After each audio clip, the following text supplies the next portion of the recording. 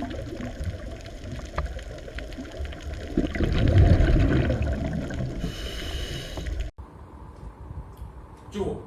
આપણે ગયા લેક્ચરમાં કણાભસૂત્ર, હરિતકણ અને રિબોઝોમ જેવી કોષની અંગિકાઓની ચર્ચા કરીએ. હવે આજના લેક્ચરમાં બાકીની અંગિકાઓની વાત કરીએ.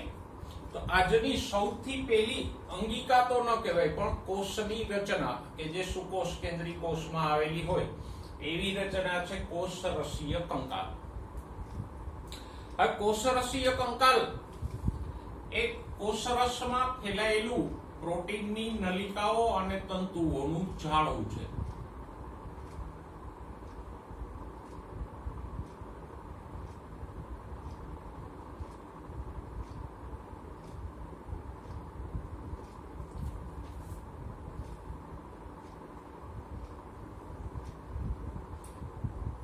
એ પ્રોટીનની નલિકાઓ અને પ્રોટીનના તંતુઓનું જાળું છે જે કોષરસમાં પથરાયેલું હોય.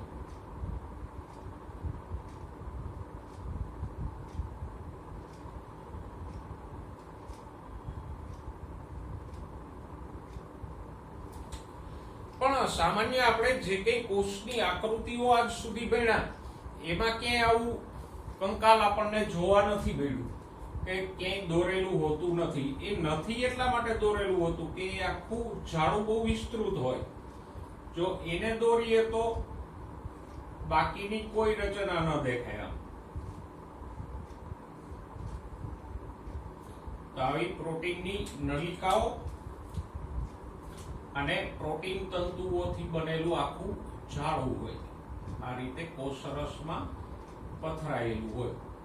એટલે જો આકૃતિમાં એને બતાવવામાં આવે તો બીજું કંઈ ન દેખાય. એટલે સામાન્ય કોષની આકૃતિમાં આ કોષરસી કંકાલ આપણને ક્યાંય દોરેલું જોવા મળતું નથી. થોડોક આનો એક હિસ્સો મોટો કરીને દોરીએ તો રચના આવી જોવા મળે કે આ એક પ્રોટીનની બનેલી નલિકા છે.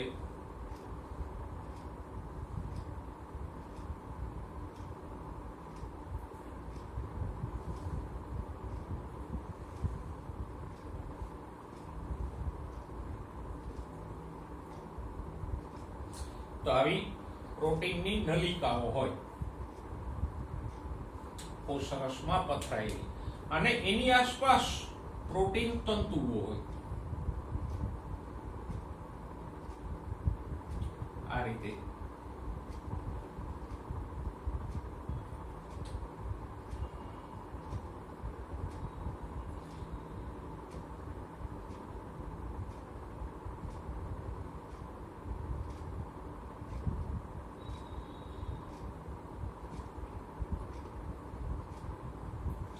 આવા અનેક પ્રોટીનના તંતુઓ આમાં પથરાયેલા હોય.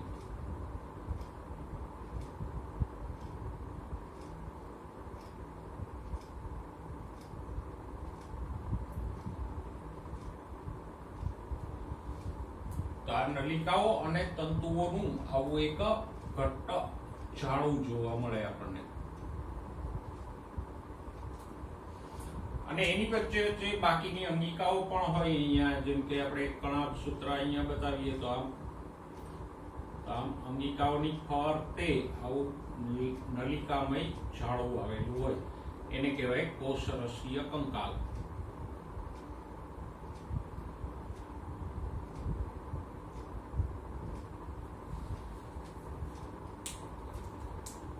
અને કોષરસીય કંકાલના કાર્યો શું છે? તો કે એક તો એ કોષને યાંત્રિક મજબૂતી આપે, એટલે કોષરસને આધાર આપે.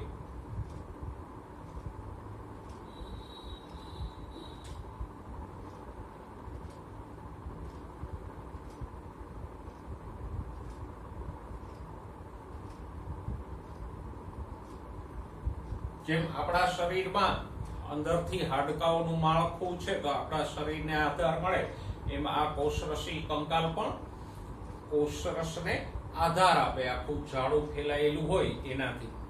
પછી ચલિતતા.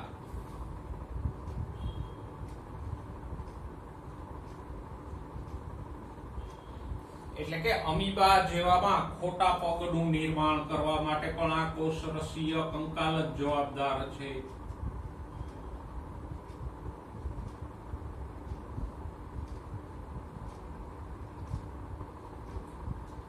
તો અમીબામાં આ કોષરસીય કંકાલ આમ ધકેલાય એટલે આમ ખોટા પગો ઉત્પન્ન થાય અને અમીબા એનાથી પ્રચલન કરી શકે. પછી કોષનો આકાર જાળવવો.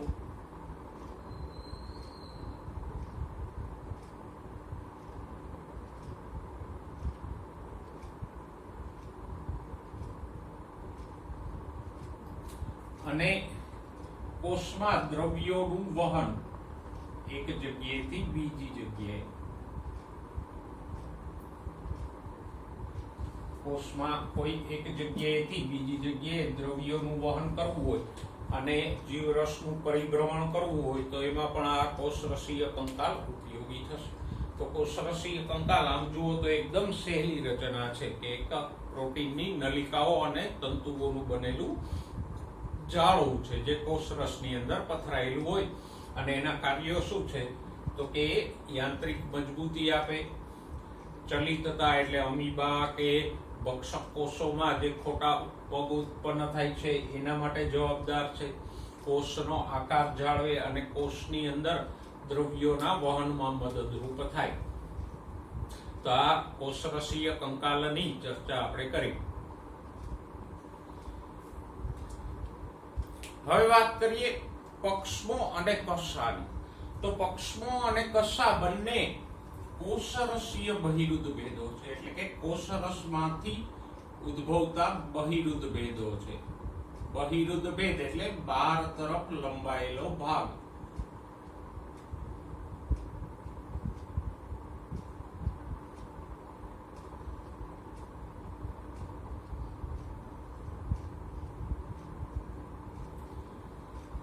અને સામાન્ય રીતે એ પ્રોટીનના બનેલા હોય.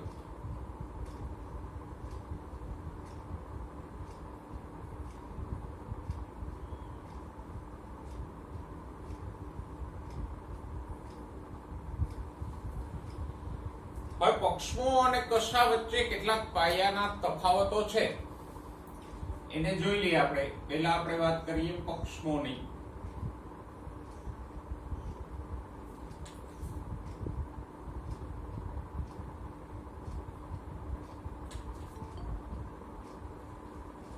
એટલે પહેલા જે બંને વચ્ચે રચનાકીય તફાવતો છે એ જોઈએ, પછી અંતઃસ્થ રચનાની વાત કરશું. જો પહેલું તો કે પક્ષમો ટૂંકા હોય.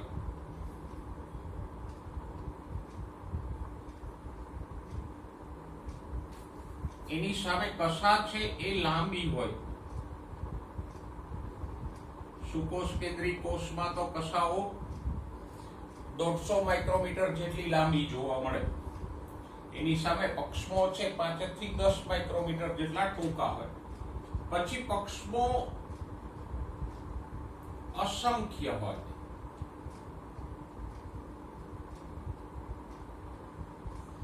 જ્યારે કશા તો કે ઓછી હોય, મોસ્ટલી 1 થી 4 ની સંખ્યામાં હોય. 1, 2 કે 4 આવેલી હોય, વધારે ના હોય.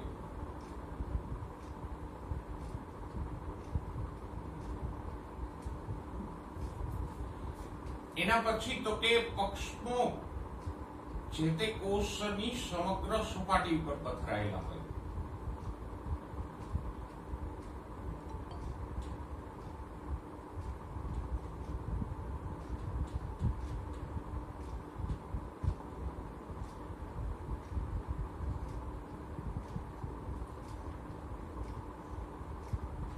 એટલે કે જેમ આપણા શરીર ઉપર રૂવાટી છે એમાં આખા કોષની ચારે તરફની સપાટી ઉપરથી પક્ષમો ઉદ્ભવેલા હોય. જે કોષમાં હોય એમાં. જ્યારે કશાઓ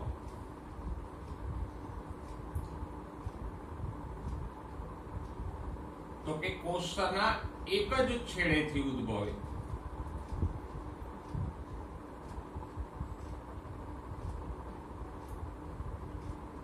એ આખા કોષ કોષની સપાટી ઉપર કે અલગ અલગ જગ્યાએ ના હોય, કાં તો અગ્ર છેડેથી બધી કશાઓ ઉદ્ભવે, કાં તો અમુક ફિયોફાઇસી રોડોફાઇસીના જન્યુઓમાં પાર્શ્વ બાજુએથી કશાઓ ઉદ્ભવે, પણ અલગ અલગ જગ્યાએથી ઉદ્ભવે કે આખી સપાટી પરથી ઉદ્ભવે એવું નથી હોતું.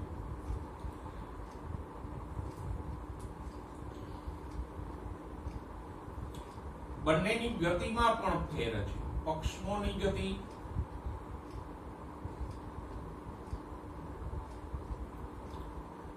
અસતત એટલે કે આંચકામય હોય.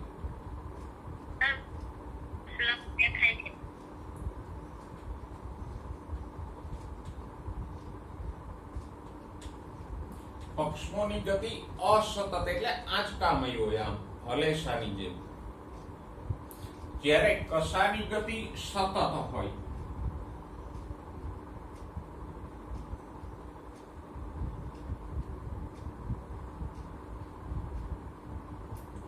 કન્ટિન્યુઅસ હોય.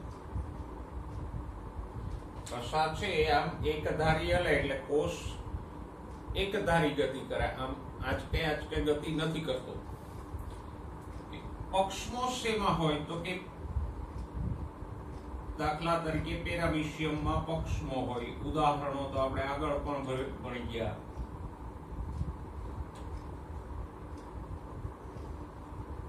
પછી શ્વાસ માર્ગમાં પક્ષમલ અધિચ્છદો હોય, અંડવાહિનીમાં હોય.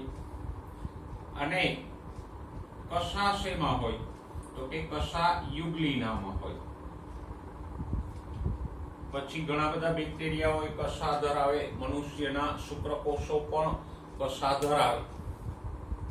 તો આપણે આ પક્ષમો અને કશા વચ્ચેના થોડાક સામાન્ય તફાવતો જોયા.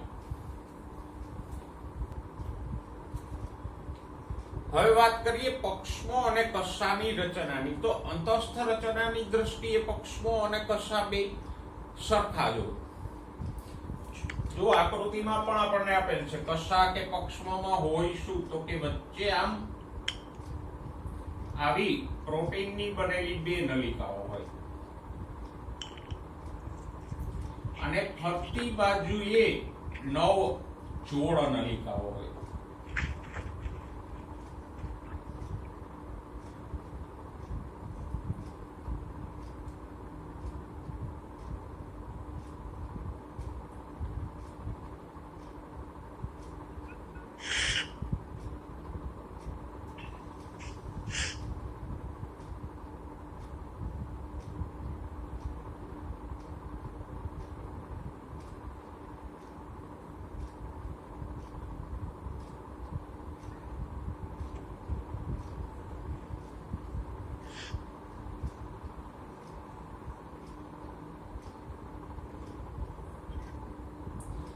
આ રીતે 1 2 3 4 5 6 7 8 અને 9 જોડ નલિકાઓ હોય.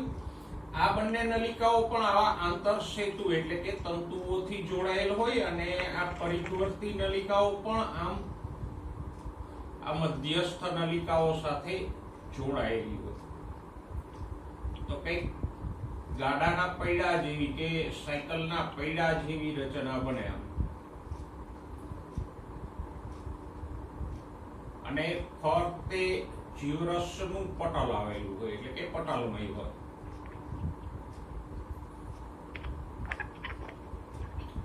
આ રીતે કશા અને પક્ષમોની રચના શૈલી છે. વચ્ચે પ્રોટીનની બે નલિકાઓ હોય એને કહેવાય અક્ષસૂત્ર અને ફરતે 9 જોડી આવેલી હોય. એટલે રચના કેવી થઈ તો કે 9+2. 9 એટલે ફરતી બાજુએ જે 9 જોડી છે એ, અને વચ્ચે 2 એટલે એ અક્ષસૂત્ર. તો આમ 9+2 ની પ્રોટીનની નલિકાઓની રચના ધરાવે. અને આ બધી સૂક્ષ્મ નલિકાઓ છે એકબીજા સાથે આમ તંતુઓથી જોડાયેલી હોય અને આમ લાંબી હોય. આ તો આપણે કશાનો આડો છેદ લીધો છે. તો આવા ત્રિજ્યાવર્તી તંતુઓથી આ જોડાયેલી હોય. સાથે સાથે અક્ષસૂત્રની બે નલિકાઓ પણ અરસપરસ જોડાયેલી હોય. તો આપણે પક્ષમ અને કશાની રચના જોઈ. જો વચ્ચે એક વાક્ય આપ્યું છે તમને કે આદિકોષ કેન્દ્રીય અને સુકોષ કેન્દ્રીયમાં પક્ષમાં અને આદિકોષ કેન્દ્રીય અને સુકોષ કેન્દ્રી કોષોમાં કશાની રચના જુદી હોય. તો થોડાક એના તફાવતો જોઈ લઈએ. આદિકોષ કેન્દ્રી કોષની કશા કેવી હોય?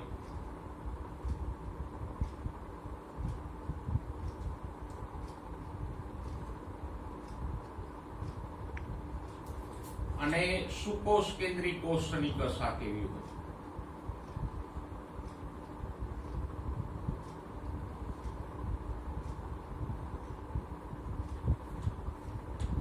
તો કે આદિકોષ કેન્દ્રી કોષોની કશા પેલું તો પટલ વિહીન હોય.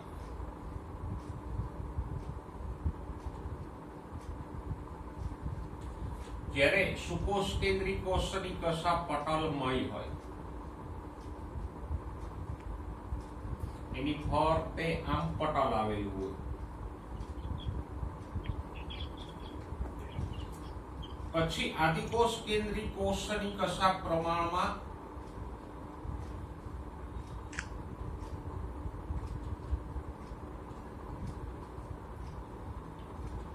ટૂંકી અને પાતળી હોય. સુકોષ કેન્દ્રી કોષની કશા પ્રમાણમાં લાંબી અને જાડી હોય. કારણ કે સુકોષ કેન્દ્રી કોષો જો મોટા છે તો એની કશાય મોટી હશે. ઓકે. આદિકોષ કેન્દ્રી કોષની કશામાં ફ્લેજેલિન નામનું પ્રોટીન હોય.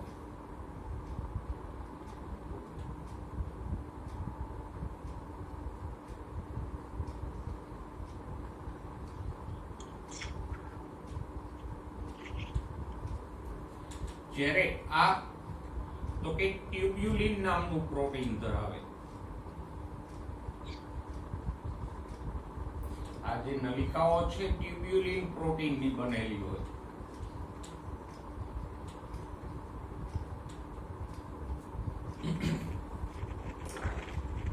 આની મૂવમેન્ટ છે એ રોટેટરી એટલે કે વર્તુળાકાર હોય.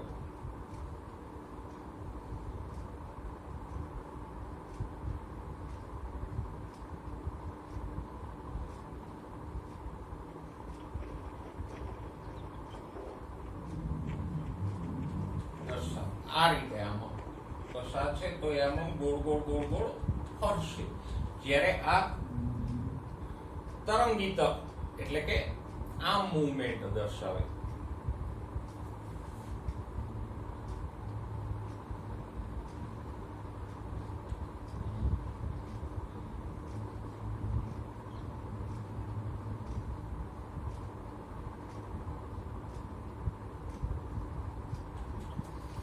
આદિકોષ કેન્દ્રી કોષની કશા 9+0 નલિકાઓ ધરાવે.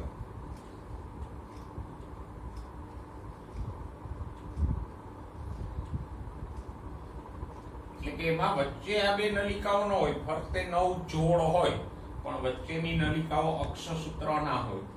જ્યારે આ 9+2 નલિકાઓ ધરાવે એટલે કે એમાં વચ્ચે પણ આવા બે અક્ષસૂત્રની નલિકાઓ હશે.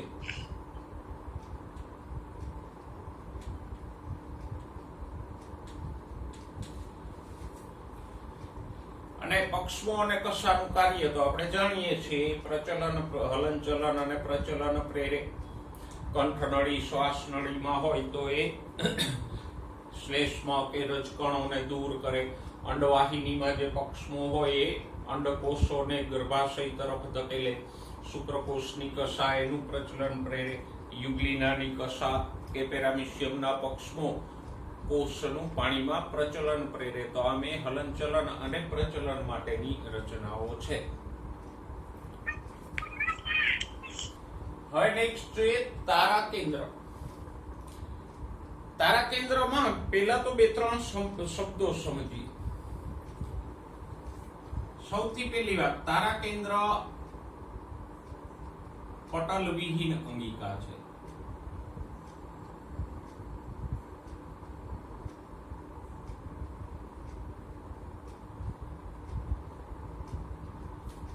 અગાઉ પણ આપણે ચર્ચા કરી ગયા કે રિબોઝોમ અને તારા કેન્દ્ર પટલ વિહીન અંગિકાઓ છે.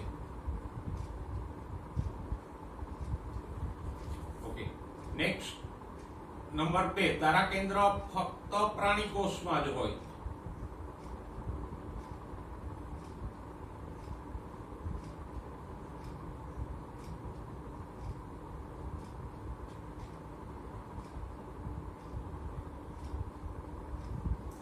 એટલે કે આદિકોષ કેન્દ્રીય કોષોમાં નથી હોતું અને વનસ્પતિ કોષોમાં નથી હોતું, ફક્ત પ્રાણી કોષોની અંદર હોય.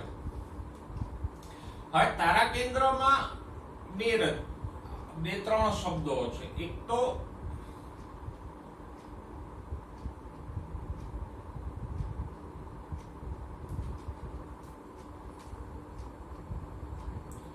તારા કેન્દ્ર, પછી છે તારાકાય, અને ત્રીજો શબ્દ છે તારા વર્તુળ. તો આ ત્રણેય શબ્દોને જુઓ. બે આવા તારા કેન્દ્રના એકમો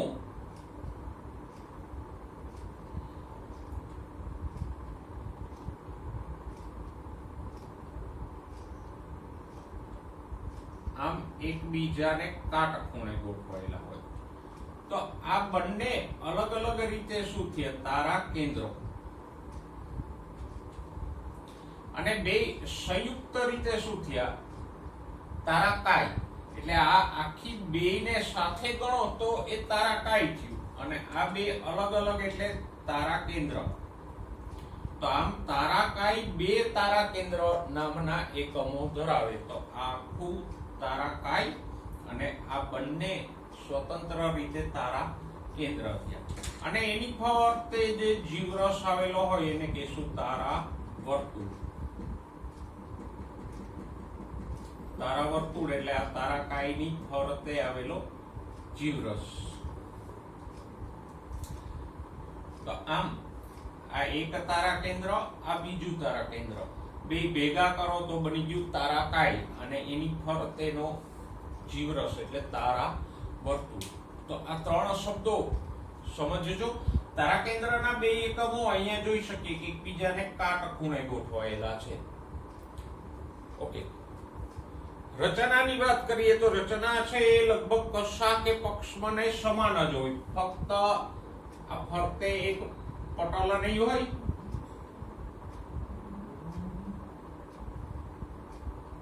આમ, અને બીજું કશામાં અહીંયા 9 જોડી હતી, અહીંયા 9 ત્રેખળો હશે. એટલે કે આમ 3 3 3 3 ની 9 ત્રેખળો હશે. કશામાં 2 2 2 2 હતી, અહીંયા તારા કેન્દ્રમાં 3 3 હશે ફરતે.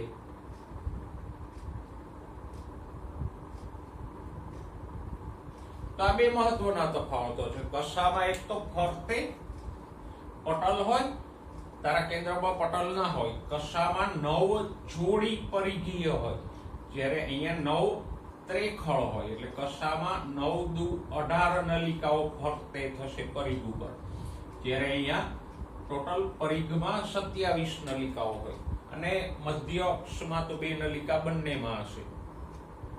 તો આટલા બે જ તફાવતો છે. તો તારા કેન્દ્રમાં પટલ ના હોય, કશામાં ફરતે પટલ હોય, તારા કેન્દ્રમાં પરિઘમાં 9 ત્રેખળ હોય, જ્યારે કશામાં 9 જોડી પ્રોટીનની બનેલી નલિકાઓ હોય.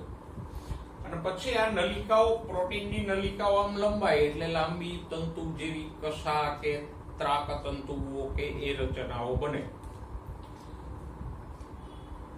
અને તારા કેન્દ્રનું કામ શું છે? તો કે એ કોષ વિભાજન દરમિયાન દ્વિધ્રુવીય ત્રાક તંતુઓની રચના કરે.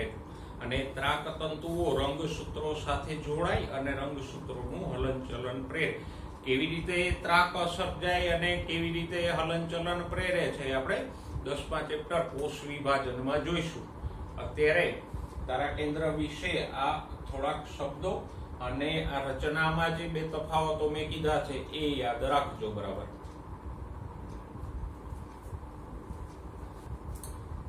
હવે કોષની છેલ્લી અને સૌથી મહત્વની અંગિકા કોષ કેન્દ્ર.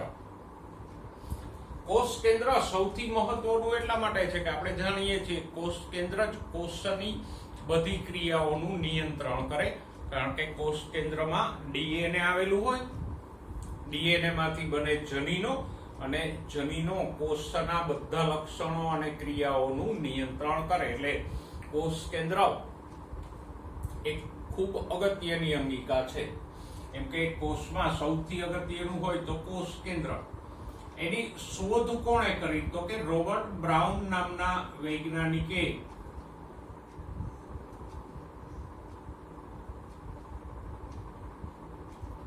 1831 સૌથી પહેલા કોષ કેન્દ્ર જોયું. ઓકે, તો આ બ્રાઉન કલરના રોબર્ટે 1831 કોષ કેન્દ્ર જોયું. પછી ફ્લેમિંગે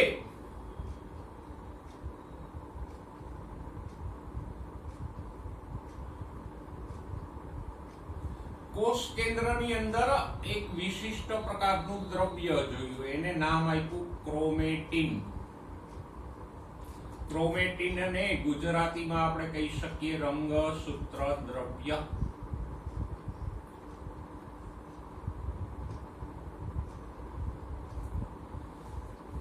આમ તો આ શોધની હિસ્ટ્રી લાંબી છે. મિસરે સૌથી પહેલા કોષ કેન્દ્રમાં એક એસિડિક પદાર્થ જોયો, એને મિસરે નામ આપ્યું ન્યુક્લેઇન. પછી આગળ જતા ફ્લેમિંગે એને ક્રોમેટિન તરીકે ઓળખાયું, પણ એ હિસ્ટ્રીમાં આપણે પડવું નથી. આપ્યું છે એટલું યાદ રાખીએ. ઓકે, હવે કોષ કેન્દ્ર કેવું હોય? તો કે કોષ કેન્દ્ર 4 ઘટકો ધરાવે. એની વાત આપણે કરીએ આગળ, પણ સૌથી પહેલા કોષ કેન્દ્રની સંખ્યાની વાત કરીએ. તો સામાન્યતઃ કોષ કેન્દ્ર એક જ હોય.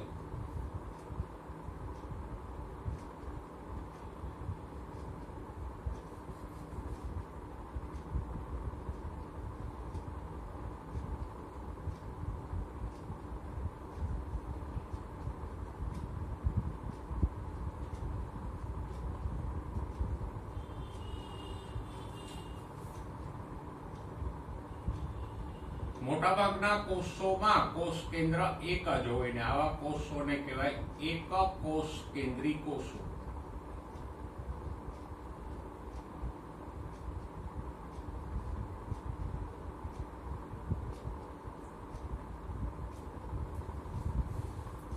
મોટાભાગના કોષો એક કોષ કેન્દ્રી હોય.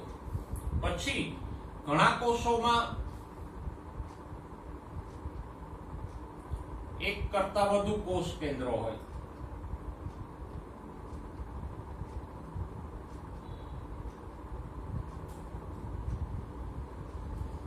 તો એવા કોષોને કહેવાય બહુકોષ કેન્દ્રી કોષો.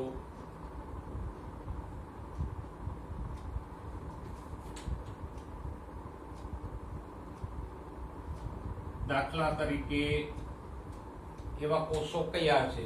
તો કે રેખિત સ્નાયુનો કોષ, જેને આપણે સ્નાયુ તંતુ કહીએ.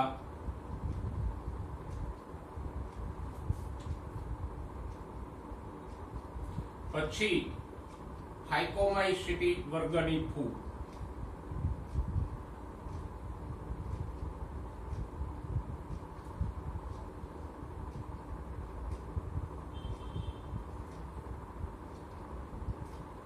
કે જે પડદાવિહીન કવક જાળ ધરાવે છે, તો એ બહુકોષ કેન્દ્રીય છે. પછી કોલારપ્પા જેવી લીલ.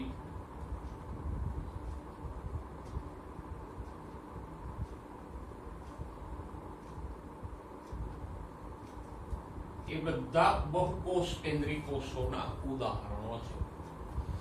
અને ઘણા કોષો એવા છે કે કોષ કેન્દ્ર ધરાવતા જ નથી.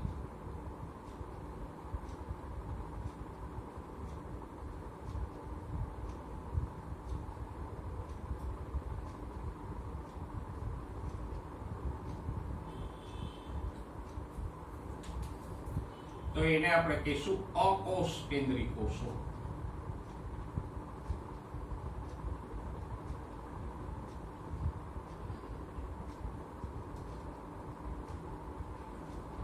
દાખલા તરીકે આરબીસી એટલે રક્તકણો અને અનવાહક પેશીમાં આવેલ ચાલની નલિકાઓ.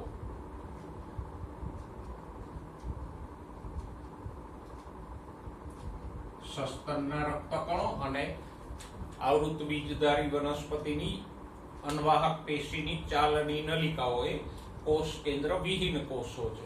તો આમ કોષ કેન્દ્રની સંખ્યાના આધારે આપણે કોષના 3 પ્રકારો પાડીએ. એક કોષ કેન્દ્રી કોષો જેમાં એક જ કોષ કેન્દ્ર હોય, બહુકોષ કેન્દ્રી કોષો જેમાં એક કરતા વધારે કોષ કેન્દ્રો હોય, જેમ કે રેખિત સ્નાયુના કોષો, પછી ફાઇકોમાઇસીટી વર્ગની ફૂગ, કોલરપ્પા જેવી ડીલ, અને અકોષ કેન્દ્રી કોષો જેમાં કોષ કેન્દ્ર ના હોય, જેમ કે સસ્તનના રક્તકણો અને ચાલની નલિકાઓ.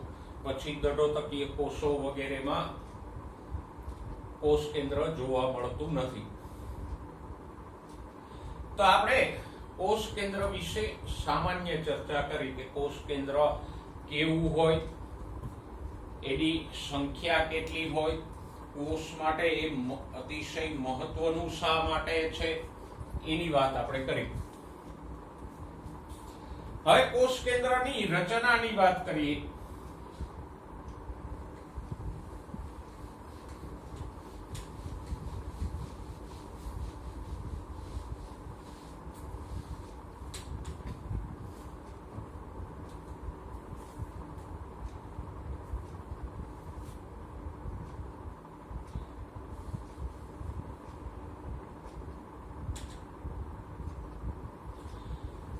તો રચનાકીય રીતે કોષ કેન્દ્ર 4 ભાગો ધરાવે. એક જ છે કોષ કેન્દ્ર પટલ,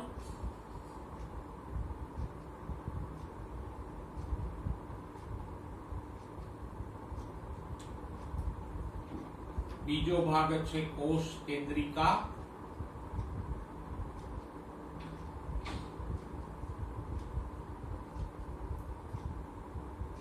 ત્રીજો ભાગ છે આધારક અથવા કોષ કેન્દ્ર રસ,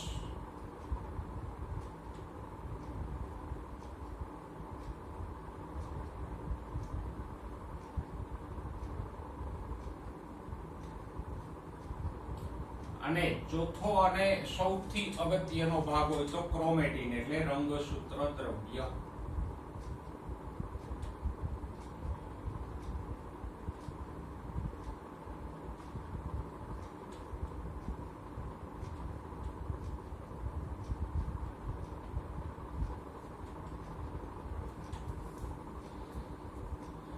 જોઈએ એક પછી એક ભાગને.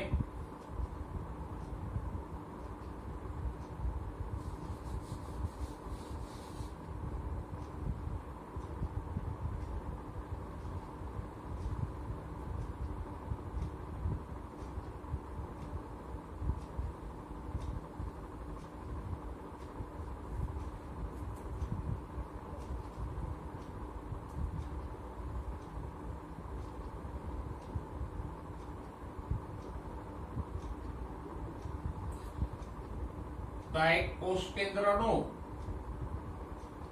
અડધો ભાગ આપણે દોરીએ તો એની ફરતે આવું બેવડું કોષ કેન્દ્ર પટલ હોય.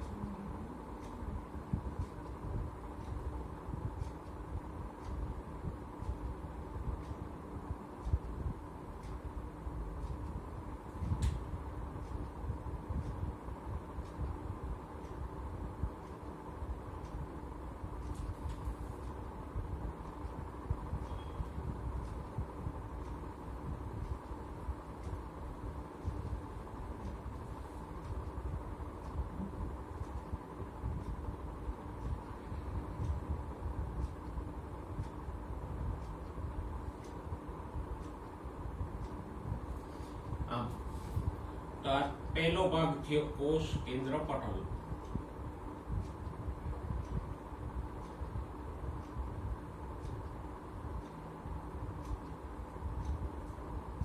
કોષ કેન્દ્ર પટલ એ બાકીની અંગિકાઓની જેમ જ બેવડું પટલ છે.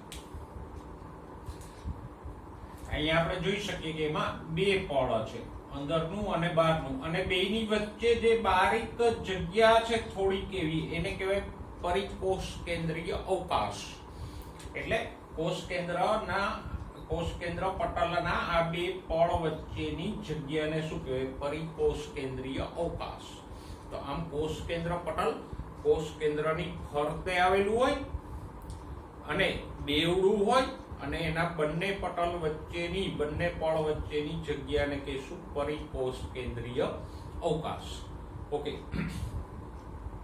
હવે કોષ કેન્દ્ર પટલ છે એમાં છિદ્રો આવેલા હોય.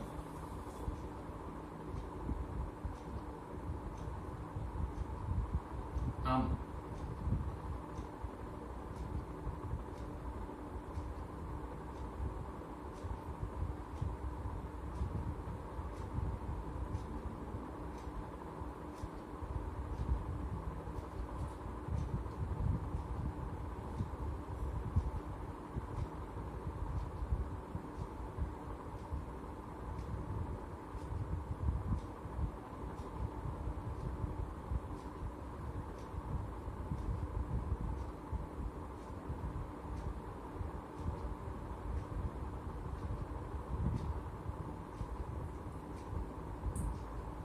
આખા કોષ કેન્દ્ર પટલમાં આવા પ્રોટીનથી આવૃત છિદ્રો હોય. ફરતી બાજુએ પ્રોટીન હોય અને વચ્ચે આમ છિદ્ર હોય.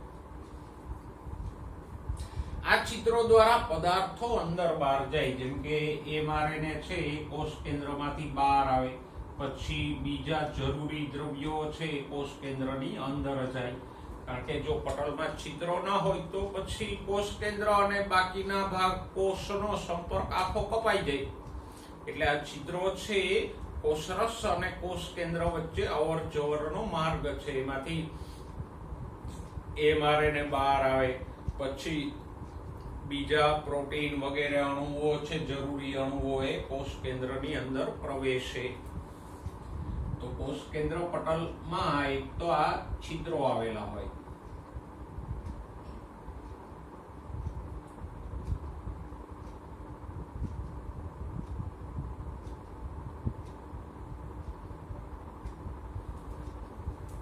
અને બીજું, કોષ કેન્દ્ર પટલ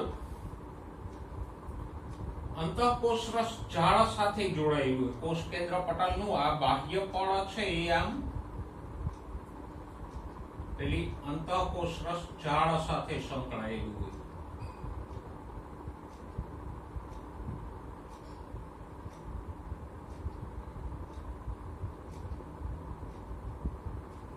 આવી રીતે. એટલે કોષ કેન્દ્રમાંથી બનતા દ્રવ્યો અહીંયા આવે ને, અહીંયા જે રિબોસોમ્સ હોય એ પ્રોટીન સંશ્લેષણ કરે. તો કોષ કેન્દ્ર પટલ કોષ કેન્દ્રનો પહેલો ભાગ છે. કેવું છે તો કે બેવડું પટલમય છે. એના બંને પડ વચ્ચેના અવકાશને પરિકોષ કેન્દ્રીય અવકાશ કહેવાય. કોષ કેન્દ્ર પટલમાં છિદ્રો આવેલા હોય જેના દ્વારા mRNA અને બીજા દ્રવ્યોની કોષ કેન્દ્ર અને કોષરસ વચ્ચે આપ-લે થાય. અને કોષ કેન્દ્ર પટલનું બાહ્ય પડ છે એ અંતઃકોષરસ જાળ સાથે સંકળાયેલું હોય. આટલી આપણે કોષ કેન્દ્ર પટલની વાત કરી. હવે બીજો ભાગ જોઈએ, કોષ કેન્દ્રિકા. તો કોષ કેન્દ્રની અંદર એક ઘટ્ટ અભિરંજિત રચના જોવા મળે આવી.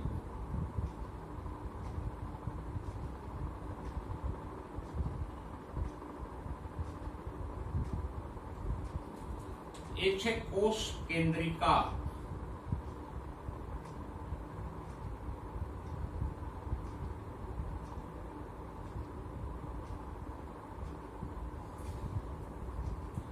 પણ આ ક્યારે જોવા મળે? આંતરાવસ્થા એટલે કે કોષ વિભાજન ન પામતો હોય ત્યારે આ છે. કઈ આપણે વાત કરીએ છીએ કોની કરીએ છીએ?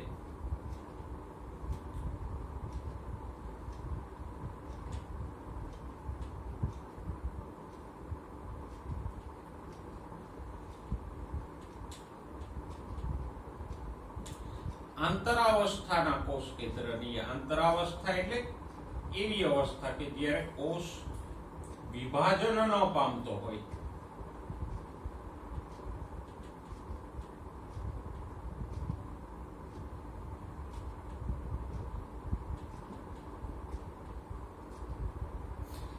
ત્યારે કોષ કેન્દ્ર આવવું હોય. પછી વિભાજન પામશે ત્યારે ફેરફારો થશે, જેમ કે કોષ કેન્દ્ર પટલ નાશ પામી જશે, કોષ કેન્દ્રિકાય નાશ પામી જશે, પછી આ રંગસૂત્ર દ્રવ્યમાંથી રંગસૂત્રો બનશે. એ બધા ફેરફારો વિભાજન સમયે થશે. પણ અત્યારે આપણે જે કઈ આ ભાગો કે રચનાની ચર્ચા કરીએ છીએ ત્યારનું કોષ કેન્દ્ર છે આંતરાવસ્થાનું, એટલે કે કોષ વિભાજન ન પામતો હોય ત્યારના કોષ કેન્દ્રની વાત છે.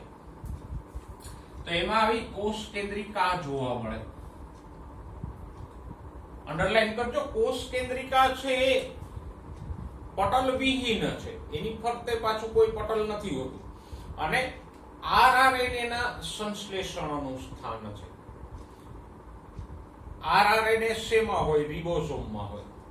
એટલે હવે જો પાછળ બીજું એક વાક્ય લખ્યું છે કે સક્રિય રીતે પ્રોટીન સંશ્લેષણ કરતા કોષોમાં કોષ કેન્દ્રિકા મોટી હોય. શું કામે? તો કે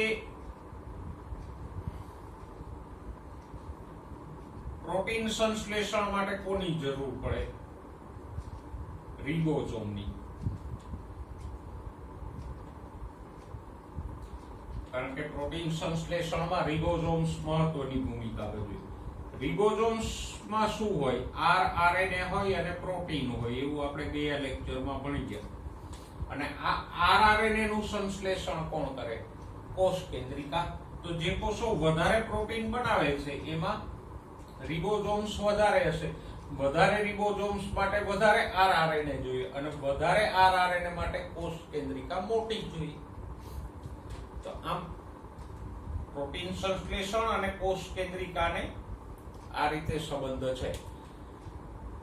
ઓકે, તો આ કોષ કેન્દ્રિકા કોષ કેન્દ્રની અંદર આવેલી ઘટ્ટ અભિરંજિત થતી રચના છે, જે આંતરાવસ્થામાં જોવા મળે. પટલ વિહીન રચના છે, અને એનું કાર્ય શું છે? તો કે RRNA ના સંશ્લેષણમાં ભાગ લે. એના પછી ત્રીજો ભાગ આધારક અથવા તો કોષ કેન્દ્ર રસ. હવે આધારક તો તમે સમજી શકો, કોષ રસ આધારક, કણાભ સૂત્ર આધારક. તો આધારક એટલે શું હોય? તો કે કોષ કેન્દ્રની અંદર આવેલું પ્રવાહી, એને આધારક પણ કહેવાય અને કોષ કેન્દ્ર રસ પણ કહેવાય.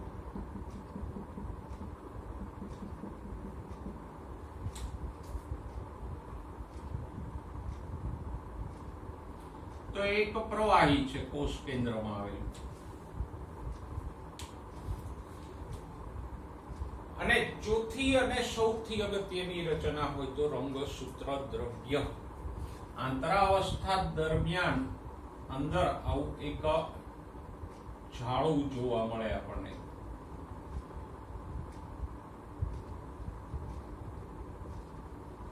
આ જે જાળું પથરાયેલું છે એને કહીશું રંગસૂત્ર દ્રવ્ય.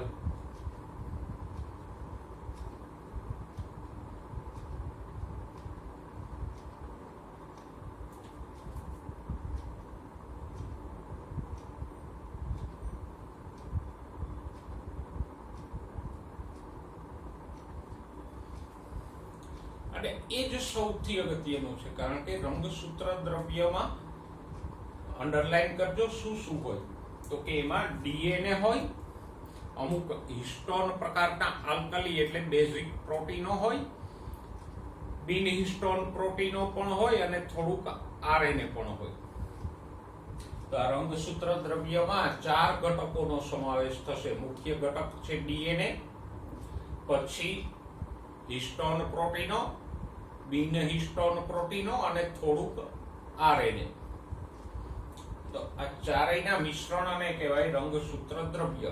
એવું એટલા માટે કીધું કે જ્યારે વિભાજન થશે ને ત્યારે આ રંગસૂત્ર દ્રવ્યનું જે જાળું છે ને એમાંથી રંગસૂત્રો બની જશે. એટલે જ આપણે એને શું કીધું? રંગસૂત્ર દ્રવ્ય. એમાંથી રંગસૂત્રો બને છે. માટે પણ રંગસૂત્રો ક્યારે બનશે?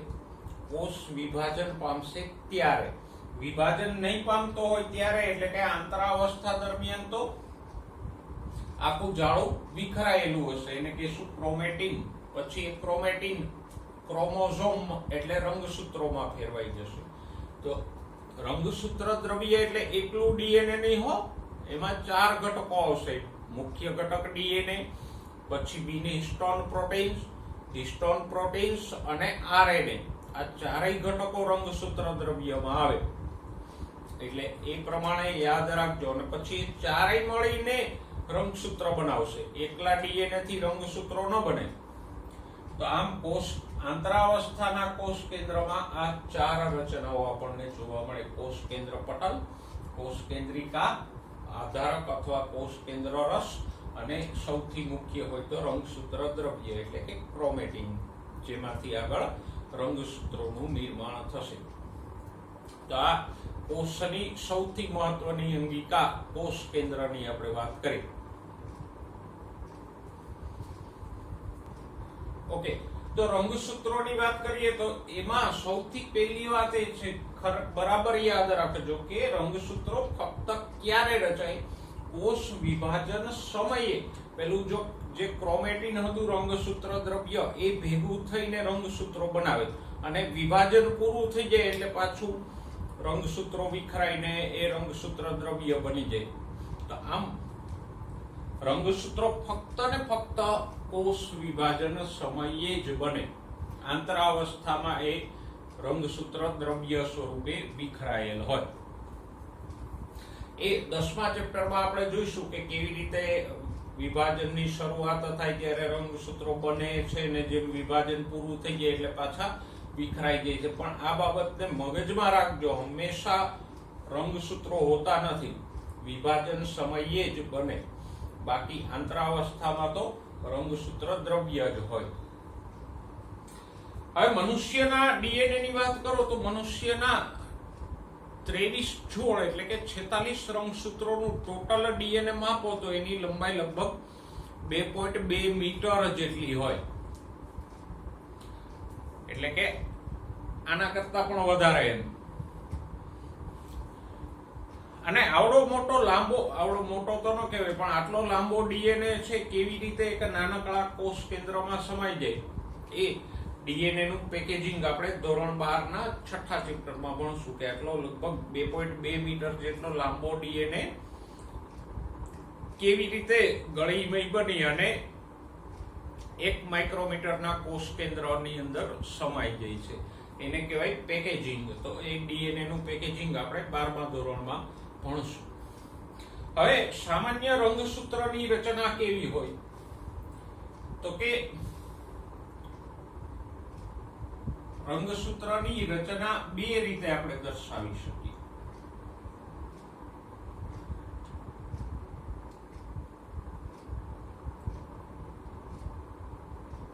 આમ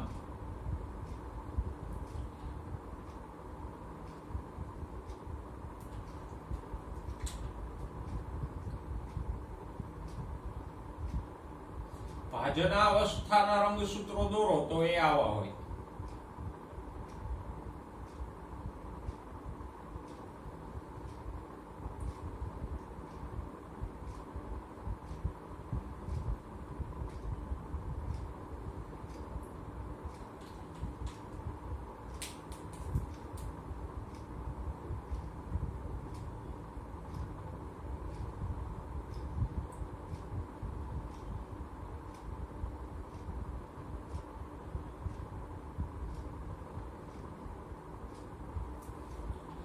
આ બે એક રંગસૂત્ર જે છે,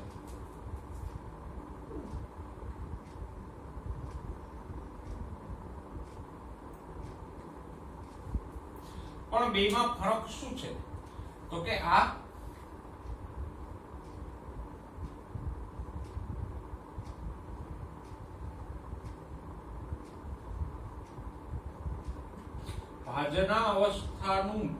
ભાજનાવસ્થા છે કોષ વિભાજનની એક અવસ્થા છે. 2 રંગસૂત્રિકા વાળું રંગસૂત્ર છે.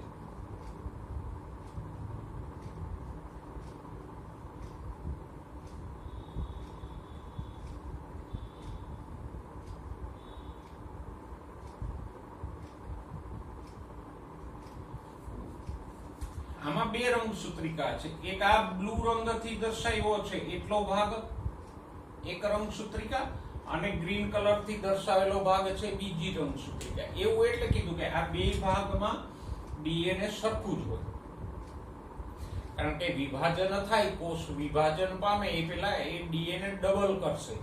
એટલે આમાં બે રંગસૂત્રિકાઓ હશે. આ એક રંગસૂત્રિકા અને આ ગ્રીન કલરથી દોરેલી બીજી રંગસૂત્રિકા, અને બે રંગસૂત્રિકામાં ડીએનએ સરખું જ હોય. પછી ભાજનાવસ્થામાં રંગસૂત્ર, ભાજનાવસ્થા પછી આ રંગસૂત્રનું વિભાજન થઈ જાય, એટલે એમાં એક જ રંગસૂત્રિકા બચે. તો ભાજનાવસ્થા પછી આવે ભાજનોત્તરાવસ્થા.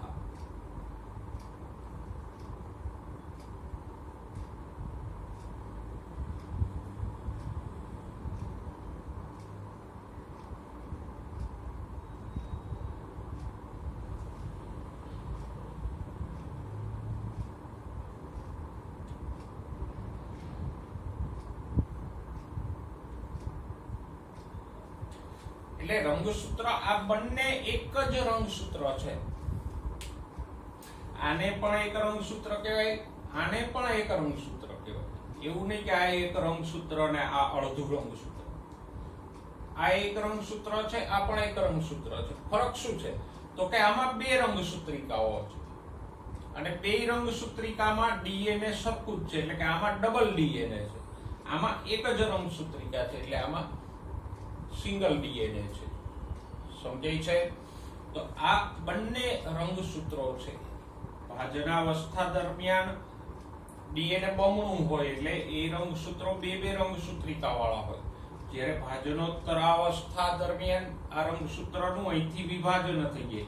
એક રંગસૂત્રિકા આમ જશે ને એક રંગસૂત્રિકા આમ જશે, એટલે હવે જે રંગસૂત્રો બને ભાજનોત્તરાવસ્થામાં એમાં સંખ્યા એટલી ને એટલી જ રહી, પણ દરેક રંગસૂત્રમાં બે ને બદલે એક રંગસૂત્રિકા આવી જાય.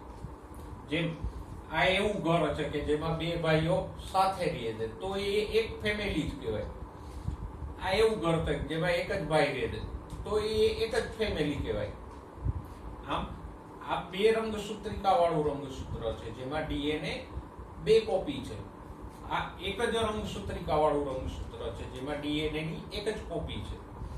આ સ્પષ્ટતા એટલા માટે કરું છું કે આગળ સમવિભાજન અર્ધીકરણ ભણશું 10મા ચેપ્ટરમાં, ત્યારે આ બે પ્રકારના રંગસૂત્રો આવશે, એટલે કન્ફ્યુઝન ન થાય.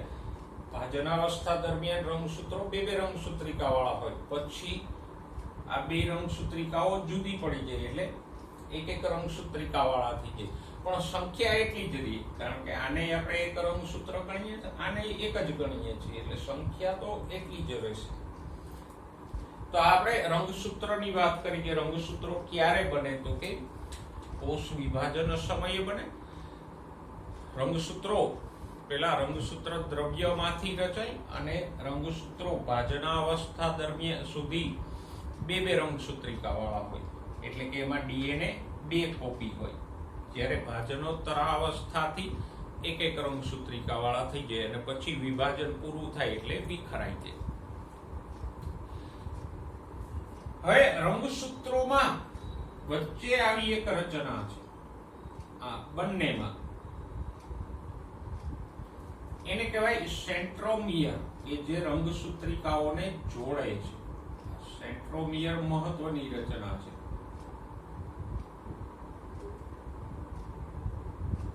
તો આ રંગસૂત્રિકાઓને જોડતા ભાગને કહેવાય સેન્ટ્રોમિયર. અને સેન્ટ્રોમિયર મહત્વનું એટલે છે કે સેન્ટ્રોમિયરને હું મોટું કરીને દોરું આમ, તો એની ઉપર પાછી આવી તકતીમય રચનાઓ હોય.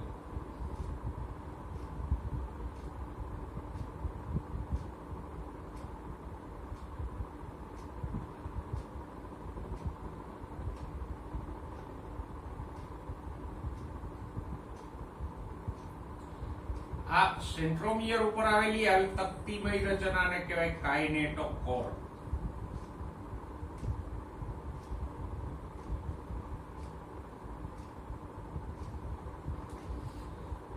અને જ્યારે કોષ વિભાજન થશે ને ત્યારે પેલા તારા કેન્દ્રના ત્રાકતંતુઓ છે, આ કાઇનેટોકોર સાથે જ જોડાશે. આ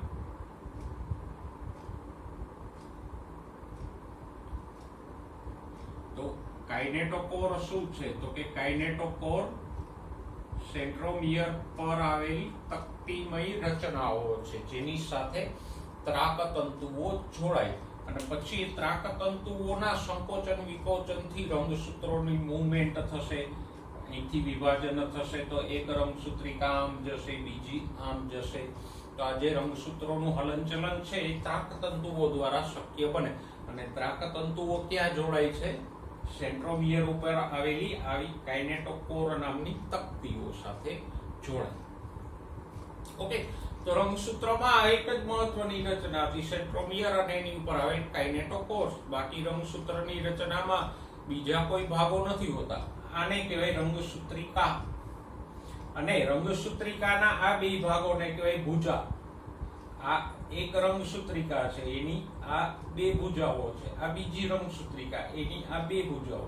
તો આ 4 ભુજા અને 2 રંગસૂત્રિકા વાળું છે. આ 2 ભુજા અને 1 રંગસૂત્રિકા વાળું છે. તો આમ રંગસૂત્રોમાં રંગસૂત્રિકા, એની ભુજાઓ, સેન્ટ્રોમિયર અને કાઇનેટોકોર, આ 4 શબ્દો સમજવા લાયક છે. હવે રંગસૂત્રના પ્રકારોની વાત કરીએ તો સેન્ટ્રોમિયરના સ્થાનના આધારે રંગસૂત્રોના પ્રકારો પડે. રંગસૂત્રમાં આ સેન્ટ્રોમિયર ક્યાં આવેલું છે, ઉપર, નીચે, વચ્ચે, એના આધારે રંગસૂત્રના પ્રકારો પડે. જો પહેલો પ્રકાર કયો છે તો કે મેટાસેન્ટ્રિક. મેટા એટલે મધ્ય. મેટા એટલે મધ્ય. તો સ્વાભાવિક છે કે આવા રંગસૂત્રોમાં સેન્ટ્રોમિયર ક્યાં હોય તો કે મધ્યમાં હોય. અને સેન્ટ્રોમિયર મધ્યમાં છે એટલે બે બાજુની ભુજાઓ સરખી હોય.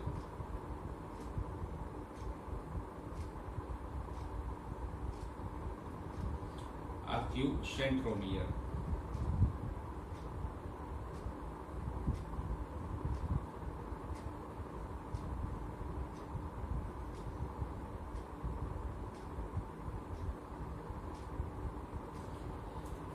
તો અહીંયા સેન્ટ્રોમિયર મધ્યમાં છે, વચ્ચોવચ, અને બંને તરફની ભુજાઓ સરખી છે. તો આને કહીશું મેટાસેન્ટ્રિક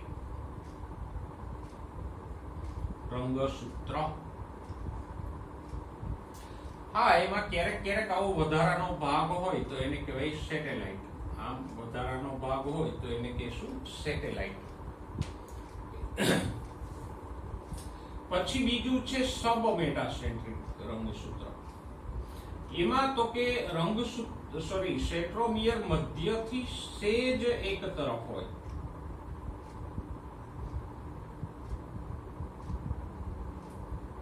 હવે સેન્ટ્રોમિયર મધ્યથી સેજ એક તરફ છે એટલે એક બાજુની ભુજાઓ લાંબી થશે ને બીજી બાજુની ભુજાઓ એના કરતા સેજ ટૂંકી થશે.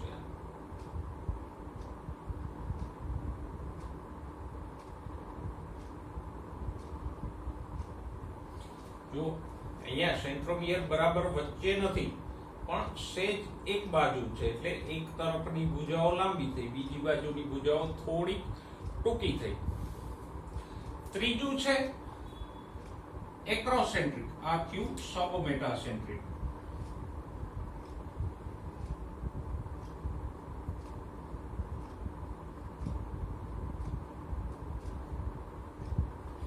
ત્રીજો પ્રકાર રંગસૂત્રનો છે એક્રોસેન્ટ્રિક.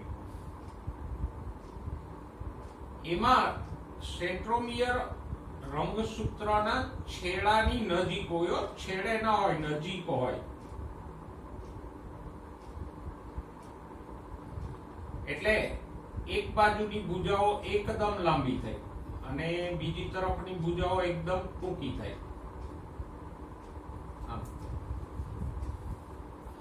તો આ થયું એક્રોસેન્ટ્રિક.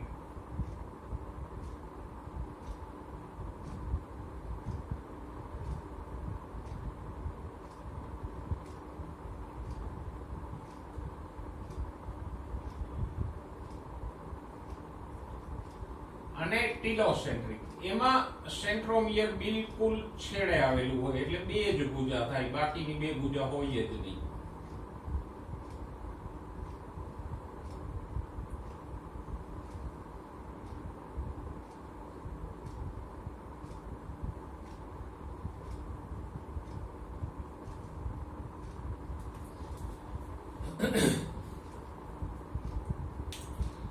બરાબર. તો આમ જો સેન્ટ્રોમિયર બિલકુલ મધ્યમાં હોય અને બે રંગસૂત્રિકાઓ સરખી હોય તો મેટાસેન્ટ્રિક. સેન્ટ્રોમિયર મધ્યથી સહેજ એક તરફ હોય તો સબમેટાસેન્ટ્રિક.